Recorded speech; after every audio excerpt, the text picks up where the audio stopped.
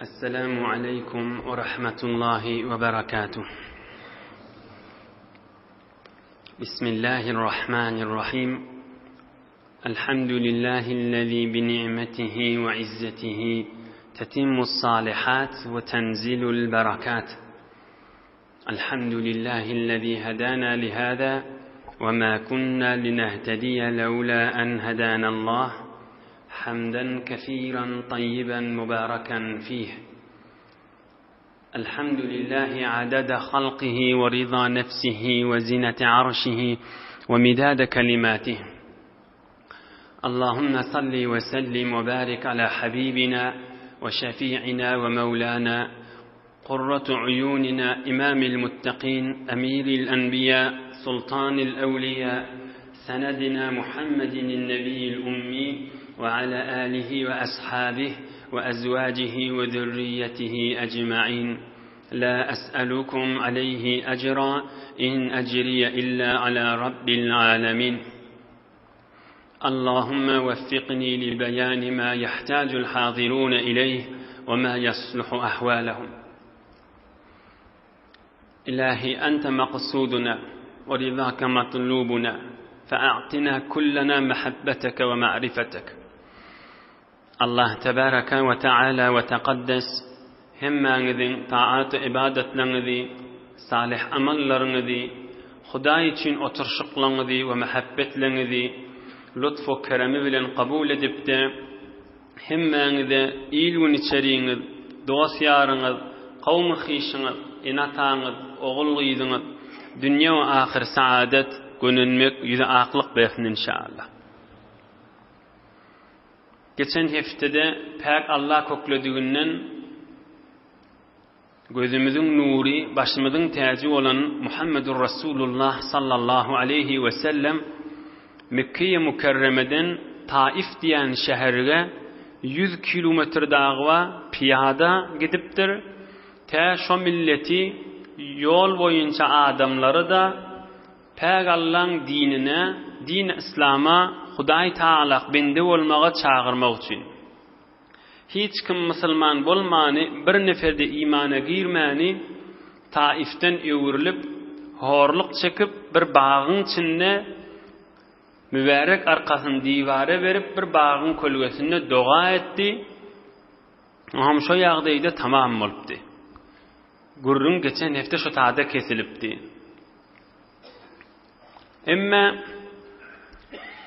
Peygamberimiz sallallahu aleyhi ve sellem 50. yaşının ahırkı aylarına, yani peygamberlik berilenden 10 yıl geçip baryaqa şu taada oturan vaxtları Taif diyen şehirden öwürlüp geliye, bir neferde Müslüman bolmadı.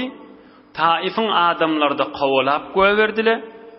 Zeyd diyen sahaba da hay vurman, hay degmen, hay vurman, hay degmen deyip Peygamberimizi tağaman 5-6 kilometresi saklap bir bağa girdiler. O ham Huday Ta'alaga Resulullah sallallahu aleyhi ve sellem yalvardı. Hudaya millet men horladı zat dip. O ham şu yağdayda şu bağın eyesi, bustanın eyesi Peygamberimizin yağdayını görüptür. O ham bilan bağın eyesi 2 nefermiştik. Atdas diyen bir qulluqçıları, kärgerleri, xidmatkarları varmış. Şana aydıptırlı, ey Atdas, bir salqanaq üzüm Allah şu tabaqda qoydu, şol adamın evine qoy diptirli. Am Atdas da bir salqanaq üzüm alıp tabağın üstüne qoyup Peygamberimizin mübarek huzuruna getiriptir. فوضع صلى الله عليه وسلم يده المباركة فيه وقال بسم الله وأكله. Am Peygamberimiz mübarek elini tabağa aşın uzatıp Bismillah deyip üzümden imağa duruptur.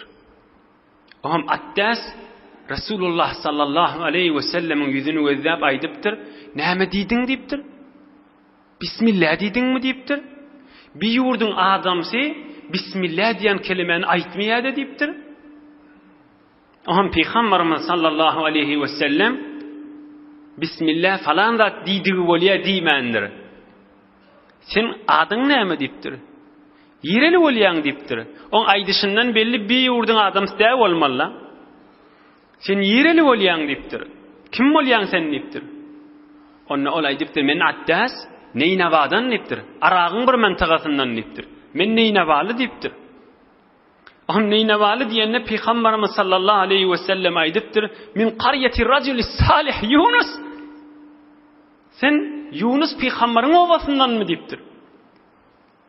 İrgeçen Yunus Peýgamber. On bin Neynawadan Taif'in döwreginde bagyň içinde hyzmet etip beren Attas heyran galypdyr. Bir ýurdun adamsy Hazreti Yunus'u nähili tanymaly. Neynawa näjre bilmeli. Aragyň bir mantagasynyň ady Neynawa. Oham aýdypdyr Attas Yunus Peýgamber sen nähili tanýan diýipdir. Rasulullahny bilen akda häzir Attas kimdigini. Aham Peýgamberimiz sallallahu aleyhi we sellem aýdypdyr. Zaka ahi kana nebiyyan we ana nebiyyun. Yunus Peýgamber menne bir Peýgamber diýipdir sallallahu aleyhi we sellem. Sorag jogaplary wezden nagat awadan sen Neynawany Yunus näzire bilýän diýipdir Attas. Rasulullah sallallahu aleyhi we sellem aýdypdyr. We Yunus zaka ahi men dogunum ala Peýgamber diýipdir.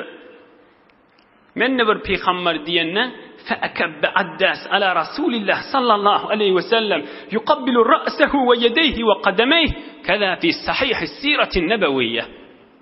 وهم عداس رسول الله صلى الله عليه وسلم üstüne büküp mübarek kellesinden ellerini tutup elinin ve hatta iki ayağından da okşamağa durupdur. Resulullah sallallahu aleyhi ve sellem ve şu taada iman getiripdir. Mümin Müslüman olupdur. Oham ol iki nefer de gözläp duranmışdyk bagyň eýeleri. Ey Attas näme etýäň diýipdir. Sen ol Mesihi diniň mady ondan däne nädir sana öz diniň gowdur bigelen adamdan diýipdirler. Addasyň aýdan kefini gözläň. Insafly adamyň aýdan kefi. Hakyň ýerinde gezýän adamyň kefi. Jedeliň ýerinde gezmeýän adamyň kefi. Hudaýyň razyçylygyny tapaýyn diýen adamyň kefi. Attas näme diýipdir? Maňa bir habar aýtdy şu adam Peýgamber bolmasa bilmeli däl diýipdir. Ma fil ardi şey'un hayrun min hada. Yerin ýüzünde şundan gawa adam ýok diýipdir. Bir habar berdi Peýgamber bolmasa bilmeli däl diýipdir. İnşallah derslerini aýdars. Inha gözümüzün nuri, başımızın tacı olan Rasulullah sallallahu aleyhi ve sellem Taif diyen şehre var. 10 gün kalıp bir nefer Müslüman olmadı. Yol boyunca adamları dine çağırdı, bir nefer Müslüman olmadı. Yüreği yanıp, narahat bolup Hudaya dua etti.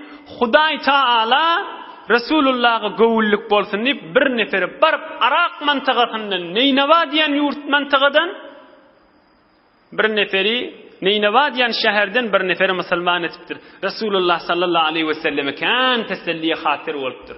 Gowulluk bolupdyr Peýgamber jana. Begenipdir, hoş bolupdyr.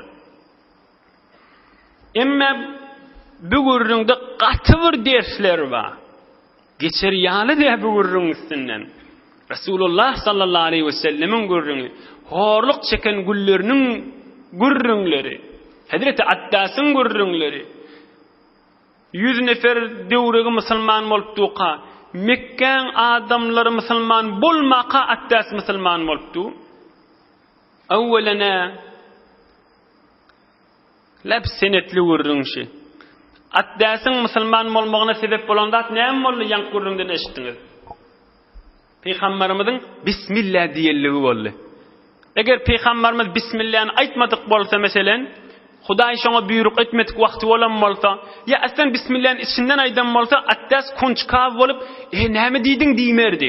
Peýgamberimiz bismillah diýip iýmädiranna, bismillah diýdiňmi diýip Müslüman bolmaga sebep boldy. Bismillahirrahmanirrahim. Sen men we hemme Müslümanlyň imtiýazydyr.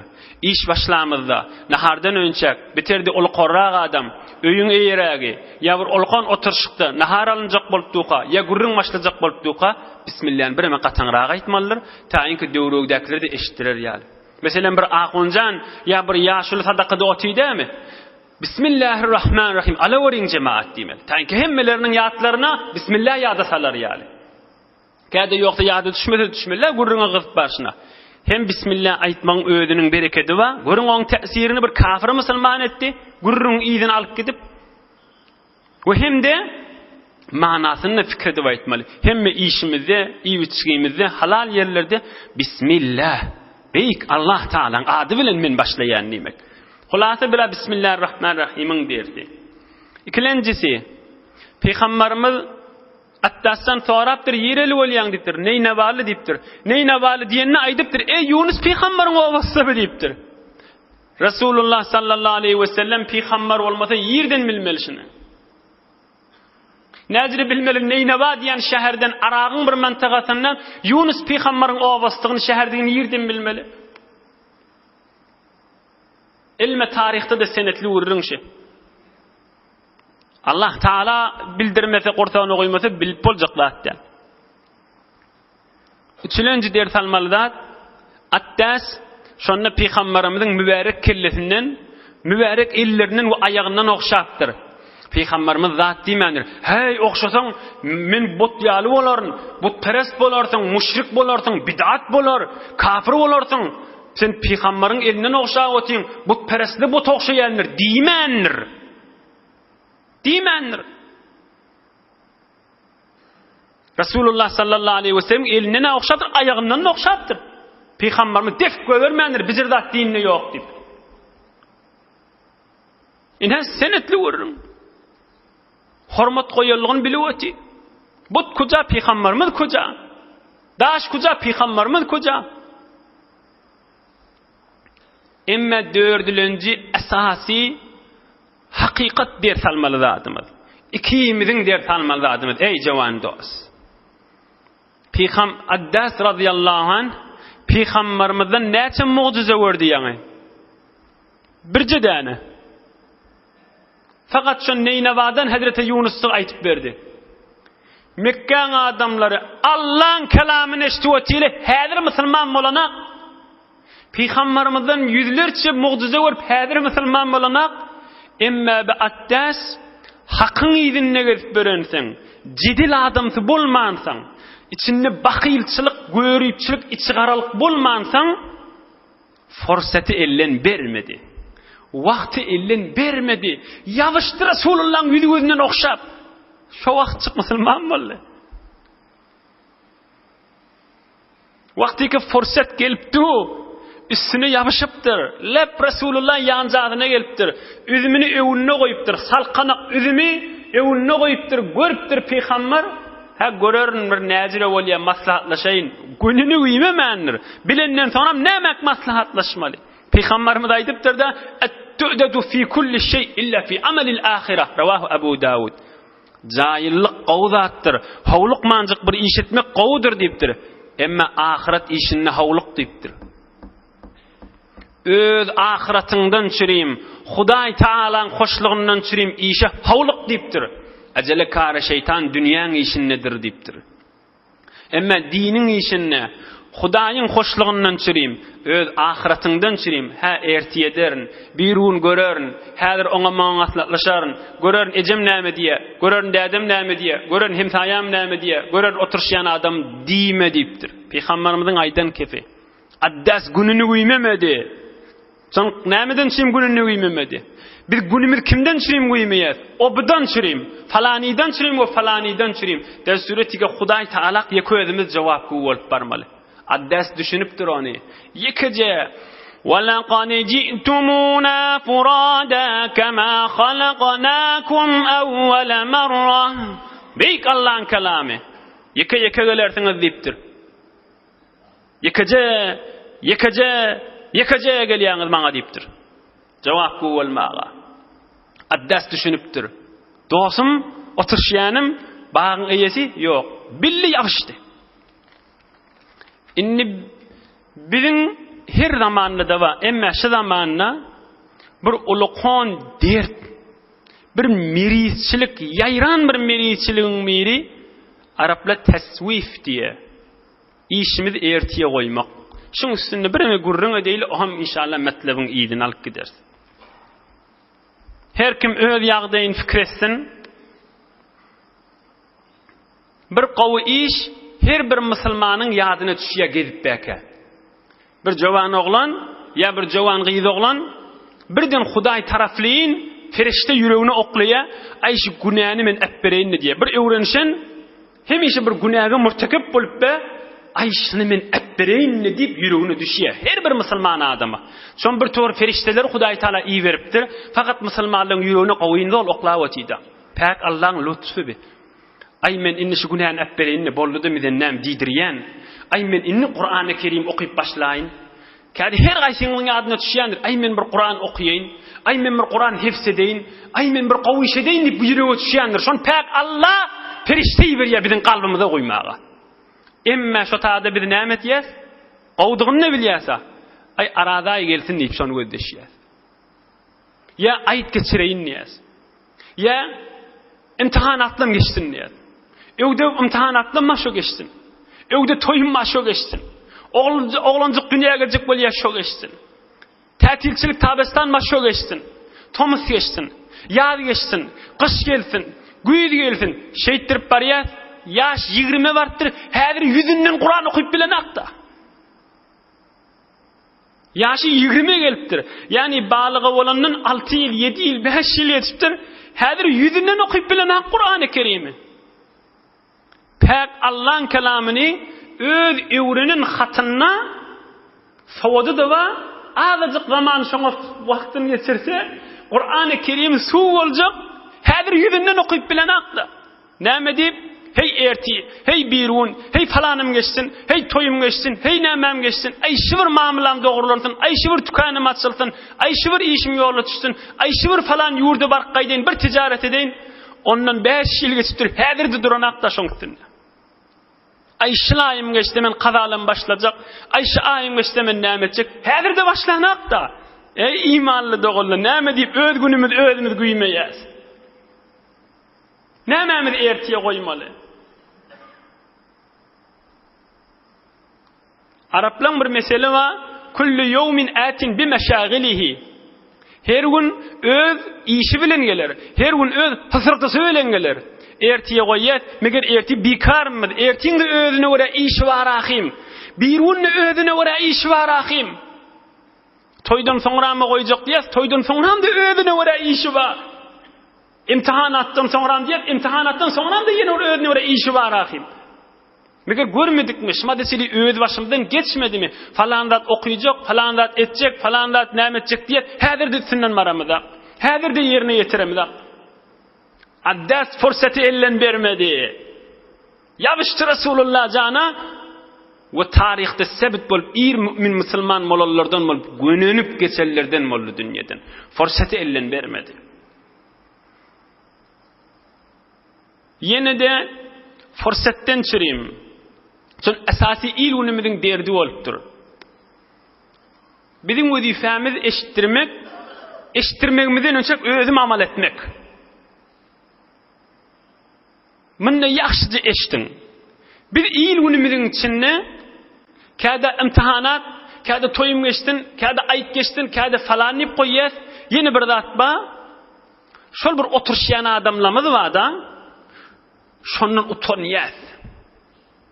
Meselen tefsir klasa gelmek, ya kelläňdir akçy berip goýmak, ya klas Qur'any gatnamak, ya bir Hudaý Taalaň dostlarynyň ýani ewliýaullah bilen oturşmana barjak. Ol oturşýan adamlarymyz var. Heftede bir gedek, ya her gece mesjidden çykamyzda sataşýar, tükallerde sataşýar, käde oturşýan adamlarymyz var. Şolaň ýanyna baramyzda, hey näkdirip ben diýerlim qadip, çekinýäs, özümizde alqalyasa Hudaý Taalaň ryzaýatyny. Kimden çüreyim? Şolardanmı? Ey dost, şu bir adamın yüzüne galyp dursa, şol adama işimi düşüp bir 1000 tümen qarz ber diýsek berjek adam däwedi. Birje 1000 tümen ha. Eger şuň mersede erti ber diýsen bermeýär. O menden bir pully dilejek diýip gaçyp gitjek adam öldü.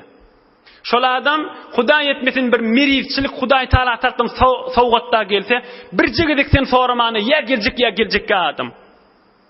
Pikirde görüşe çekinýän adamlarmy Haýsy bir giýre düşende üstüňde ýabyşyk galyp, bir jewün işleýän puluny taň getirip berermi? Jan dost sen gaýygdan çyksaň bolýar diýip. Evet edamaz. Hiç etmez. Bir nefer tapyňda ýoldaşyňyzdan. Yine şoň ýüzüne galypdy özümiz imandan alyp galmaly. Şoň ýüzüne galypdy Qur'an-ı Kerimden galmaly. Şoň ýüzüne galypdy Rasulullah janyň sünnetinden galmaly. Hani akıl, hani sawat, hani ilim, hani mal asr kompýuter bolallygy. Hani hemmemiz basabat bolalligimiz. Hani bir zaman hemme kiş öwde, hemme kişiň fahmi ýokar, hemme kişiň derki ýokar. Inniki öňü weselli akylly. Indi bir adamyň ýüzüne galyp bir entek ýerde hanawadan menen müşkülüň düşen ýerine şaýet gülsün, narahat bolmaga dursun ýerinde. Şaýet ýüzümizde narahat bolup öýüne barıp keyf edip oglanşagy bilen gürrüň etsin. Ha falanyň da bizle müşkül düşdi diýip. Biz de şol adamyň ýüzüne galyp özümiz imandan alyp galyp özümiz dini bernamadan alyp galjak bolýar.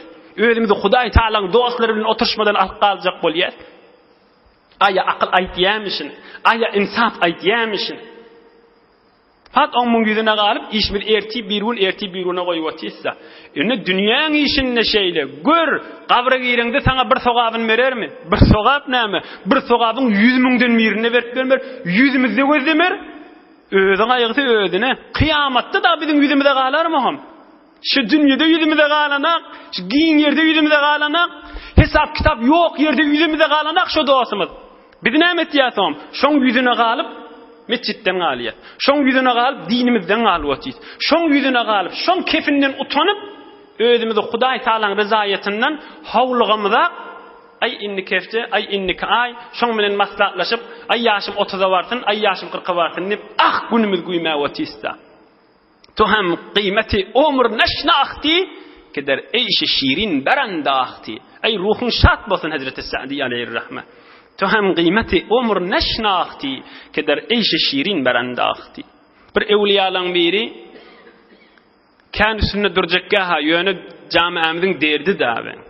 Evliyalan bir dehret kılıp duranna Hudaý Taalaň dostlarynyň biri, alim adam, dini düşünýän adam.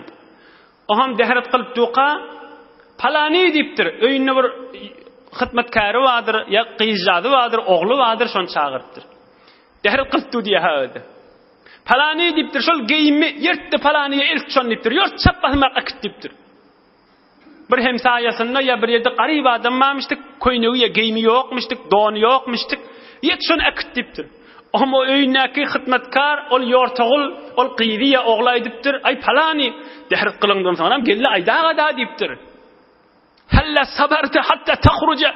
Bir dehretten çykandan soňra gelip aýdaga da dipdir, şu geyimi berdi dip. Dehret kılıp dukan näme hawlygy otyň dipdir. Ol Allah Taalaň dostu näme dipdir. Hatara li badluhu wa la amanu ala nafsi wa la amanu ala nafsi an tataghayyar. Şmahal dehret kılıp duqam yüregime düştü şu geyimimi bereyin deyip ay dehret kılımdan sonra bar bererin diýençem nifsim men evmege çakana ay näme gerek berdi ýörme diýerim qadyp gorkýan dipdir. Şmahal ýadyma düştü urudyny şu geyimimi diýip aýtdym dipdir. Kan zatla biziň ýatlamyza düşýär. Ay şon ertiýe dertýät şo gaşyna galýada. Sadaka bolsun, hayrat bolsun, ihsanat bolsun. Häzir özüň tägeregam, häzir öz nämäňe geregam, bir çok aşna galiyada sonra. Dehret kılıp duqa uğradypdyr. Hawlykmy? İşte gelende berada dipdir. Yok, dehret kılýançam nefs şeytan meni allap berdirmermi qadyp gorkýan dipdir. Şumahal ýadyma düşdi, uğrasana şonu akisine basmyrak dipdir. Yaxşylardan bir nasihat alawer. Gitti kerwen, dostumuz gitti ahirete gaşyn. Bay dädemiz gitti, enemiz gitti, güne gıygırıpdy jynada. Gitti kerwen, ýeke galdyň, yelewer, çylla basmyrak diýip durmakdyň bolýan. Adam ogly, zinhar hazır bolawer. Şumahal teýýar bol, daýawal. Nefsi şeytan sana sürnüp durupdyr. Makdyň bol aýdyr, bu dünýä fani, fanini goý ahiret diýip berjani. Ömrüň berip satyn alma dünýäni. Bu nuksanyň düýbi görnüp durupdyr diýär mahdum bolýan. Hulasa metlebe gelýärliňinde. Attas fursaty ellen bermedi. Ay görörni diýmedi. Peýgamberdiň billi ýaşdy. Ay berekella Attas radiyallahu an. Hudaý razi bolsun Attas. Ýaşdy göbermedi. Rasulullah janynda teselliye hatir boldy. Atdäste musulman boldy. Peygamberimiz bagdan çykyp Mekke-i Mükerreme'ye gaşyn uğradı. Bismillah. Sallallahu aleyhi ve baraka ve sellem. Inni bagda 2 zat boldy. Geçen hefte geçti. Biri ağlap dua etdi. Hudaýa men dahadymy hiç meni millet horlady diýdi Rasulullah jan. İkilenci waka, ikilenci gurrun Atdas musulman boldy. Bagdan çykyp bir ýere geçenne göreýliň peýgamberimiň öýüne näme diýär. فانطلقت وأنا مهموم فلم أستفق إلا وأنا بقرن الثالب فرفعت رأسي فإذا أنا بسحابة قد أظلتني هي ور ناراhat bolup çykyp gaýtdym diýipdir. Ha näme narahat bolmaly? Atdas musulman molla. Narahat bolallygy inni Mekke'ge gelmeli. Öwde gurrun kanynny. 10 gülle bir dedin diýip Mekke'ň adamlary gurrun köpeltjek. Peýgamberimiz şaýat inni öldürmäň fikirinde bolsalar. Şaýat başga horlyklaman fikirinde bolsalar. Heýore narahat bolup çykdym diýipdir. Inni Mekke'ge gaşyn barýan. Birden üstüme kölge geldi diýipdir. Görsem ýokarymda bulut, türkmen bulut diýe, äbir kölge berýärdi diýe. فنظرت فإذا فيها جبرائيل على نبينا عليه الصلاة والسلام. Göňi gözledim, görsem buludun içinde Cibrail aleyhisselam ma ve ma'ahu melekul jibal. Jibril feriştaň ýanyna dağlaň feriştesi var diýipdir. Her zadyň feriştesi var da, dağlaň feriştesi var. İnşallah işte ferişteler bardy gurrun öder. Taýinki imanymyz ozalba, birime bir neçe zatlarda biler ýaly. On Jibril ferişte aýdypdyr. Ey Rasulullah, sen Mekke barýan narahat. Hudaý Taala da bilýär sen narahatlygyny we Mekke adamlarynyň berýän jogabyny. Wa qad ba'atha Allahu Taala ileyke melekal jibali lita'murahu bima şi'ta. İnhe ýanymdaky dağlaň feriştesi. Şuna sen hytmatkaryň etip berdi. Nämäni buyursaň etjekşi diýipdir. Indi meselen Rasulullah narahat bolsa, qaharda bolsa, dağlar näme etdiýse geljegini. Oham ýanky ferişte Rasulullah etýäşini. Fanadani melekul jibali fasallama alayya. Thumma qala ya Muhammad sallallahu alayhi ve sellem. Zalika fima şi'ta in şi'ta an utbiqa alayhimul akhshabayn. Oham ýanky dağlaň feriştesi aýdypdyr. Assalamu aleyke diýipdir.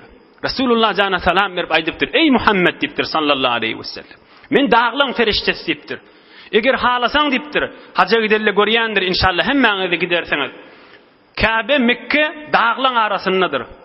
Mekkeň iki tarafynda dağ bar diýipdir. Şolaň bir-birini darkylladyp Mekkeň adamlaryny dargadaýynmy diýipdir. Eger sen halasaň edeýin, Hudaý maňa buyurdy şu Muhammed näme diýse şonu et diýip aýtdy diýipdir.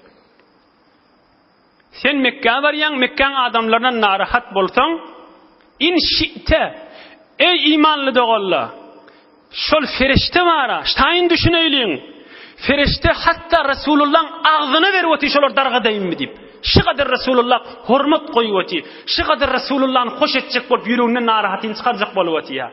Yoksa men hıtmatımda deyip duramalı da, Rasulullah canın ağzına vervati şu ferişte. Eğer halasan men şi iki dağı birbirine o dargadayn Mekke'n adamlarını niptir. Aham Peygamberimiz sallallahu aleyhi ve sellem aydiye men aytdım, yok dedim. Bel arju en yukhrijallahu ta'ala min aslabihim men ya'budullaha ta'ala wahdehu. Yok diptir, dargatma diptir. İnşallah umid ediyen Hudaý Taala şu kafirlerden inlik öňünler musulman eder diýipdir. Rahmaty wer. Mehabbetini wer. Hudaý Taala men rahmeten lil alamin diýip berdim diýdi. Duruvermeli ki bu gurrunlaň üstüne bir. Näjire geçecek şu gurrunlardan. Hulasa inha Atdas musulman molly Mekkeň adamlaryny gaýgadyp barýaqa, ol dogada kabul boldy. Hudaý Taala ferişteni beripdir, dağlaň feriştesini darkyllasyn nipdir. Ene bir de ikinci Resulullah sallallahu aleyhi ve selleme teselliye hatir bolup ýüregiňi ýitdir. Ene iki tane ulaqan bir ders almaly urunumyz we inşallah hawlukmanjyk mendan da ders alaýlyň. Şon kan sorag bolýan zatla we bir de bilmeli zatlamyzdan. Bir dua meselesi. Kan wagtyňyz almaryn ýöne Resulullah janyň gurrundan 3-4 tänen ýatdaş etdim. Şu 3-4 tänen bellesek biziň kan soraglarymyza jogap. Men doga etýän kabul bolmaýa, näme diýip biziň şeýle bolýa, näçe ýyl aglap doga etdim, eger men dogamdan eseri ýok, şu gurrunlar. Peygamberimiz doga etdi, dogasy kabul bolup Hudaý Taala feriştany berdi, hey teselli hatyr göwüllük etip beripdi. Awwalana Peygamberimiz sallallahu aleyhi ve sellem aýdýa, Hudaý Taala rahimun, kerimun, hayyun. Hudaý Taala mehriban, utanjaň, rahimli. En yerfa ileyhi yedeyhi thumma la yada fihima hayra.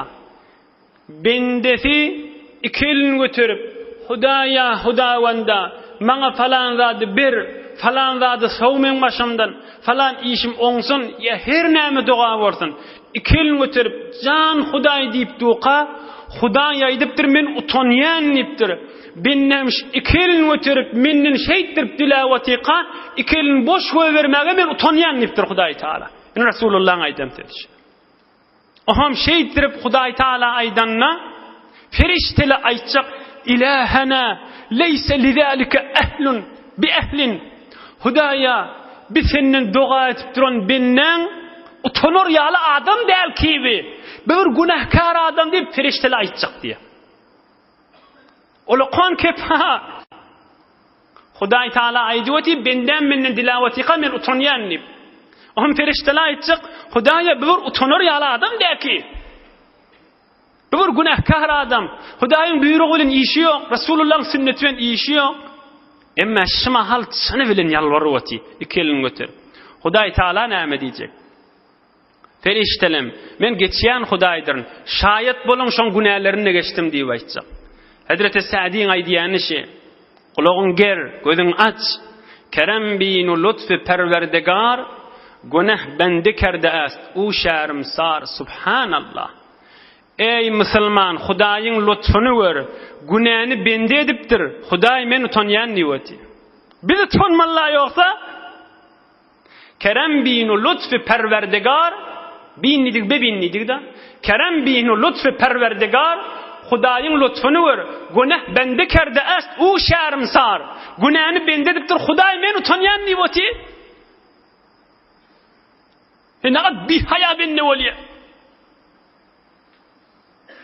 Hudaý men utanýan diýipdir bir. İkilenjisi şerti var. Doga ýanqyn içine girjek bolsak, haýsy? Hoşlukda Hudaýy ýatdan çykarmasaňyz, kynçylykda da Hudaý sizi ýatdan çykarmaz diýipdir. Gülüp duqan her ýerde, toýuňda, jengelle, oturşykda, derýada, öz dostlaryň arasynda Hudaý ýada salsaň, Hudaý Taala haram edenine barmasaň, Hudaý Taala aýdypdyr, hoşlukda da men seni saklaryn diýipdir. Üçlenji, Peygamberimiz aýdypdyr, "İ'lemu, biliň" diýipdir. Doga edip duqaňyz, hawasyňyz pert bolsa Hudaý kabul etýän nädir diýipdir. Doga edip Hudaýa falan ya Arabiyya Türkmençe, pikiriňde başga ýerde bolsa, o dogadan doga bolmaz. Canu dil bilen bismillah edip Resulullah jana salavat edip ey bar Hudaýa diýsen, o doga 100% kabul. Hükmen. Yani Hudaýyň dergasyna barmaly, ýene bir adam boş aýtmaly. Boljak zat därahim. Inne ahirki sorag näme biz bir towar dogalymyz kabul bolanap? Bismillah. Ona Peygamberimiz aýdypdyr, bir de ahirki riwayet ohamman geçeýin. Ma min rajulin yad'u bi du'ain illa istujiba lah. Peygamberimiz aýdypdyr, her kim doga etse, hükmen dogasy kabul edipdir. Ya dünýäsinde şu doga berilýär. Ogul gerek, gyýdy gerek, dünýäm bolsun, bazarym bolsun, tükanym bolsun, imtihanatym näme bolsun, näme bolsun, bir towar dogalaba. Bir, ya şu dünýäsinde berilýär. 2, ve imma ayyuddahara fil ahireh. Ya şonu kıyamatyna goýýar Hudaý Taala. Inhe, hol sen aglap doga etipdiň, dünýede kabul etmäpdim, men Hudaý boş berýän nädir? Ine bir de ahiretde şoň sogaby diýjek. Şonda bende aýtjak, Hudaýa doga kabul bolmanyny şizre derece berýän bolsaň, men hiç dogamy kabul etmerdiň daha ony diýip aýtjak. Ecid bolýar. İki boldy. Üçüncüsi, dua etse, bir dünyada duası kabul bolmasa, ahirette de verilmese üçüncü yolu, şol etýän duasy bilen Hudaý Taala başga afetleri men fawyan, ýa-da şoň günahlarını ýuýan nipdir. Haçan iki zat bolmasa, biri ma lam yed'u bi ismin aw qati'ati rahmin. Şoň etýän duasy günah bilen bolmaly. Haram zatı dua etmeli. Kulağımız gereğiliğin, düşüneyliyim gururuna. Haram zatı dua etmeliler. Ya falan doğanın men kepleşmeyin. Falani neyem olsun deyip doğanlarının aşından çüreyim. Ağrı kesilmeden çüreyim dua etse, men onun dünyasını da kabul etmerin, ahiretinin çüreyim de kabul etmerin, onun menin günahsını da yumarın deyiptir Hudaý Taala. Ya da yeni bir zat etse, dünyası da yok, ahireti de yok duasından. O da näme? Ev yestacil, yaqul da'awtu rabbi famastejaba li. Rawahu Tirmizi.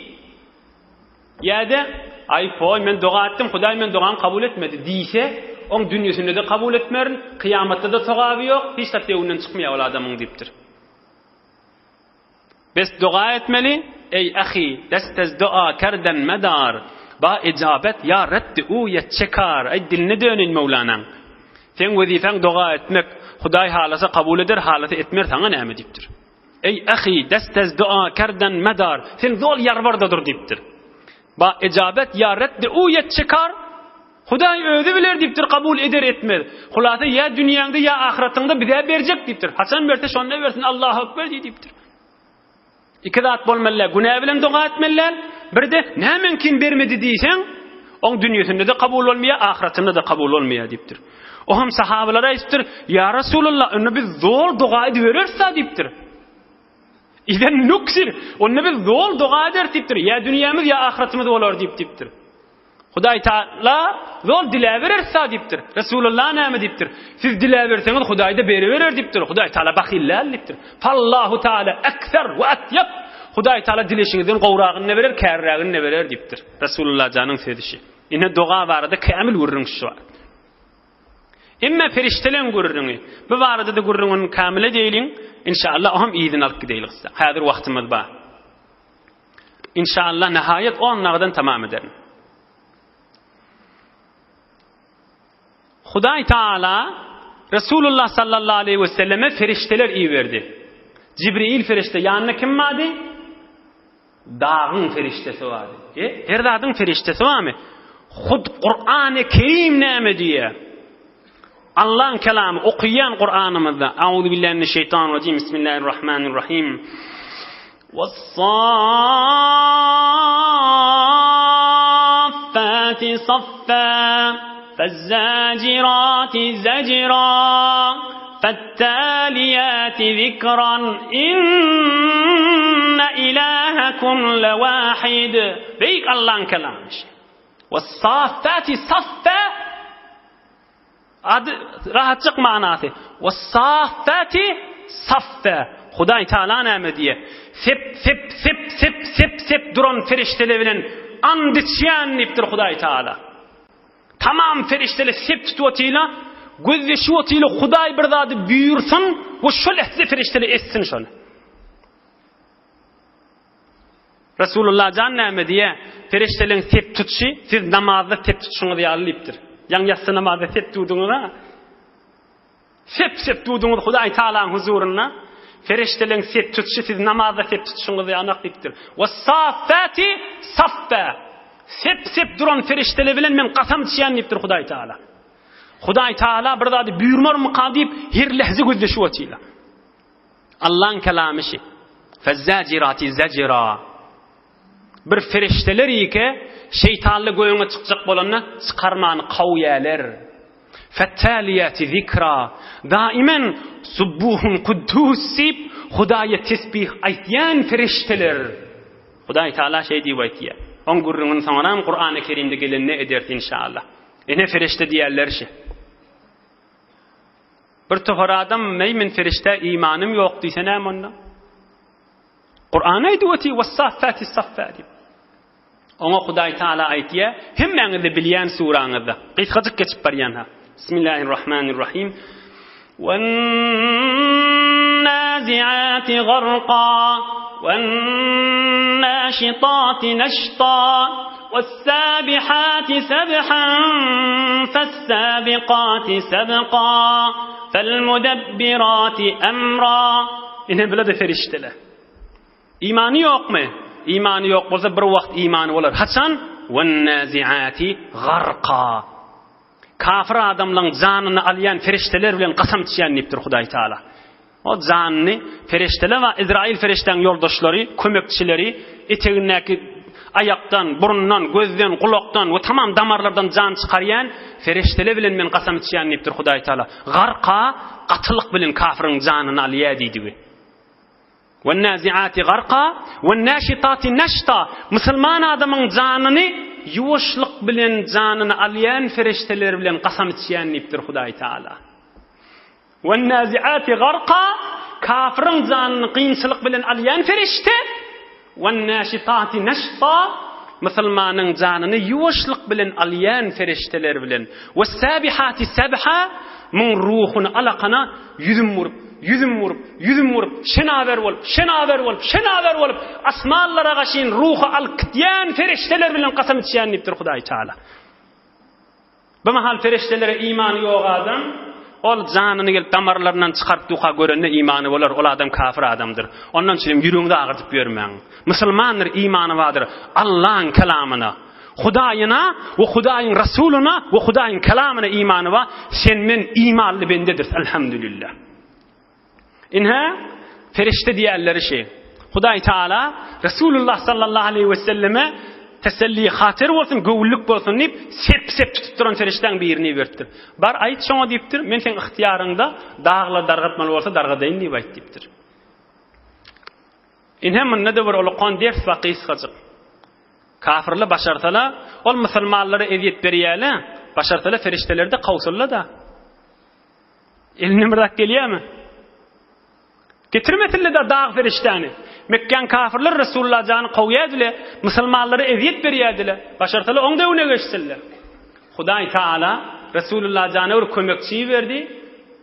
Kafirin, musulmanyň hiç kimin elinden gelmeýär, olary hatda görmäňedi. Görse de kefneştip bilmeýär. Kefneşse de görüp bilmeýär. Peygamberdir. Hem feriştani görýän we hem kefneşdiýän. Elinden gelin napırda. Ine bidayda Resulullah sallallahu aleyhi ve selleme teselliye hatir olupdyr. Ine yanqıda Qur'an-ı Kerim. Oham ondan da Peygamberimiz sallallahu aleyhi ve sellem çıkıp qaytdy. Inni ýerek gelýär, Mekke'ye mükerremäge yetip gelýär. Akşam bir ýerde galypdyr. Oham giýje turup namaz okypdyr. Giýje namazda Peygamberimiz tahajjud namazda giýje turup okylýan namazda tahajjud namazy käde Peygamberimiz gato okýarmyşdy, käde ýuwaş okýarmyşdy. Yine 5 daqiqa wagtymyz bar, kulak asın. Käde ýuwaş okýarmyş, käde gato okýarmyş. Şo wagt Resulullah'dan gato okyp duranmyşdyk. Oham bir tofar jyn geçip barýarmyşdy. Bir tofar rivayetde diýär 7 nefer ýa 9 danetdi diýär. Geçip barýarmyşdy. Durun diýipdirler bir-birine. Bir sesiliýe diýipdirler.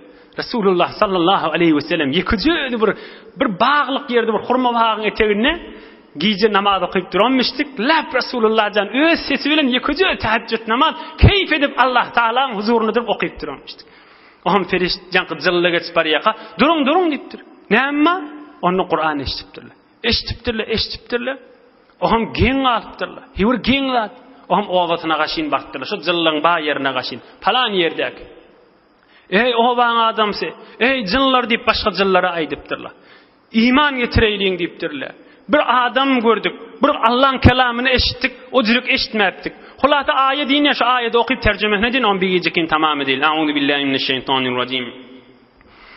وَإِذْ صَرَفْنَا إِلَيْكَ نَفَرًا مِنَ الْجِنِّ يَسْتَمِعُونَ الْقُرْآنَ فَلَمَّا حَضَرُوهُ قَالُوا أَنصِتُوا فَلَمَّا قُضِيَ وَلَّوْا إِلَى قَوْمِهِمْ مُنذِرِينَ قَالُوا يَا قَوْمَنَا إِنَّا سَمِعْنَا كِتَابًا أُنزِلَ مِن بَعْدِ مُوسَى مصدقا لما بين يديه يهدي إلى الحق وإلى طريق مستقيم يا قومنا أجيبوا داعي الله وآمنوا به يغفر لكم من ذنوبكم ويجركم من عذاب أليم. Beyik Allah'ın kelamı. 26. para Sure-i Ahqaf ahirki ayeler. Tercüme neyden tamamı değil. Ey Resulullah, sen namaz okuyup tuğan bir tofar zılları sen dinenden geçirdim. Olar yestemi'unel Kur'an. Kur'an'ı eşittiler. Ohum felemma hadaruh qalu ansitu. Ohum sen yanına geldiler. Kulak asın deydiler. Ohum felemma qudiye. Sen namazın tamam ettin. Ohum ovalarına qaşin gittiler. Beyik Allah'ın kelamı. Qalu ya qavmana. Ohum ovalarına var, başka cıllar var ayttiler. Hey kulak asın. Biz bir Kur'an eşittik. Bir Allah'ın kelamını eşittik. Musa peygamberlerden sonra gelip hak yola çağırıyor, doğru yola çağırıyor. Ya kavmena, ey kavmim, ey cinler, acibu da'i Allah, Hudaya çağırıp duran Resulullah'ın diyenini edeyliğin, falan moleyliğin, iman getiriyerlerden boleyliğin, eğer iman getirmesek Huday'ın azabı güçlüdür deyip, böyle var dine tebliğ etiptirler. Oham sonram 300 nefer şolardan gelip Resulullah canın yanına gelip peygamberimize aydıptırlar, bir Kur'an eşitecek deyiptirler. Oham peygamberimiz sahabeler bilen otiqa çıkıp gidiptir. Oham o gece sahabeler aydiye yatıp bilmedik, peygamberimizin yirek gidelliğini bilmedik. Danat yança yüreğimin narahat boldu. Men kafirler öldürdü mü kan? Men falandat boldu mu kan? Bir yere ölqaldı mı kan? Ya aslında göğüme uçup gitti mi kan? Näme boldu qadip? Ahir danatdi. Oham peygamberimiz görsek geliyadi, biz yortip bardık. Ya Resulallah, ötün akşam biz aslında geçirip bilmedik. Yirek gittin diyemizde. Onna aytti. O da bir 8 yana cın menden eşittile. İnni 300 nefer olup geldiler. Ayttılar. Biz Allah'ın kelamını eşitecek deyip. Men neşler alıp gittim falan yerik. Gelin siz de şolan eserlerini görecek bolsanız deyip. Biz sahabeler alıp gitti. İne ştak gelip kondular. Ştak gelip oturdular. Menne olara Kur'an okuydum. 300'de mümin, Müslüman, iman getiriyen zınlardan sahabe olup gittiler deyip sahabelerine şehittir vaytıptır. İnhe bu gurrun ştada tamam molli. Peygamberimize bir de neyem molli? Ola kan gövüllük bolly. Kafir insan Müslüman bolmak diýip ýüregiň ýanyp görmesin. Olaň elinden gelmeýän jynlaryň gözüňe alynyp öwüňde turdup Müslüman etdim diýipdir Hudaý Taala. Attas Müslüman bolla Resulullah jany gövüllük bolly. Ferişteler gelir Resulullah jany gövüllük bolly.